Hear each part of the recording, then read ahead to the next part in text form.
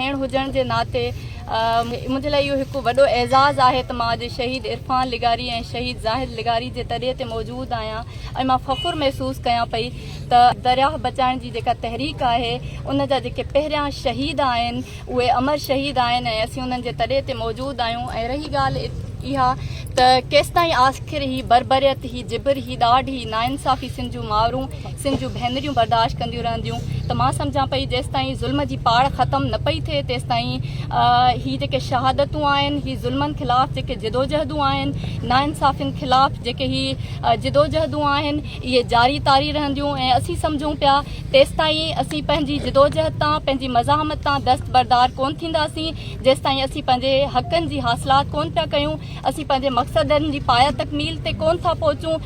पोइ चाहे असांजा सिर कलम थी वञनि असांजे ईंदड़ नसुलनि जा सिर कलम थी वञनि असांजे मावरुनि जा असांजे भेनरुनि जा असांजे भाइरनि जा इवन असांजा सिर कलम थी वञनि असां पंहिंजे बुनियादी सिंधू दरिया जेको आहे असीं सम्झूं पिया त उन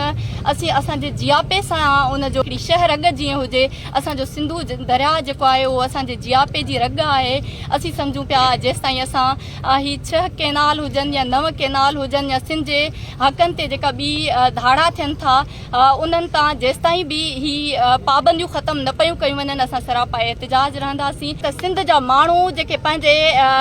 दरिया ते पंहिंजे हक़नि ते पंहिंजी धरतीअ ते पंहिंजे मारोड़नि ते सिर ॾेई पंहिंजे वतन सां सुरखरू थियनि पिया उन्हनि जे लाइ ही सख़्तियूं ही जेल ही पाबंदियूं का बि माना नथियूं रखनि असां पंहिंजे सिरनि तां